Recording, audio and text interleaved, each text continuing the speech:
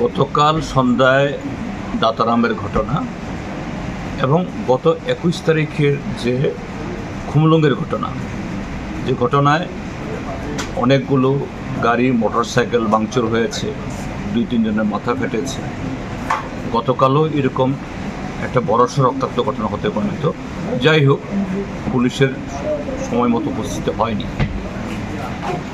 এই ঘটনাগুলোর পেছনে দুটো কারণ আছে। একটা কারণ হলো বিজেপি এবং মথা উভয় দলের উপরতলা নেতৃত্বের ইচ্ছেতে তাদের চক্রান্তে এগুলি হচ্ছে, অর্থাৎ নিচু তলার মধ্যে এরকম লাগিয়ে রাখা, যাতে এদেরকে বোঝানো যায় যে আমি এডিসিতে কিছু করতে পারছি না বিজেপির জন্য, আর বিজেপিকে বোঝানো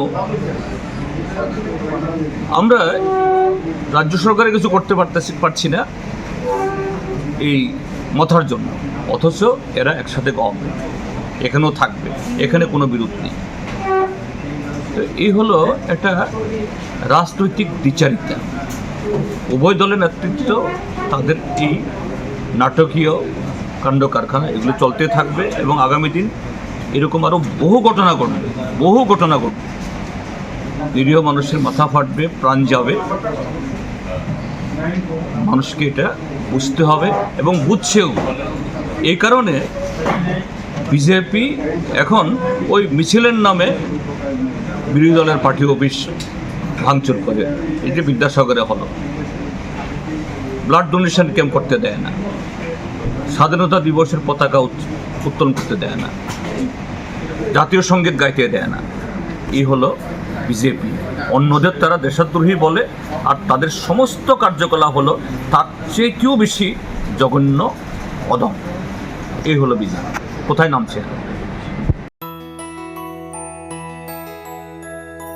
স্বাদে ভরা ঘিয়ের সুবাস লংতরায়, কি ভালো খেতে। শুদ্ধ ঘিয়ের আবেশ ভরা লংতরায়, অপূর্ব সুগন্ধ, পুষ্টি ভরা ঘিয়ের খাবার, গাওয়া ঘি প্রিয় সবার লংতরায়। একেই বলে বিশুদ্ধ ঘি।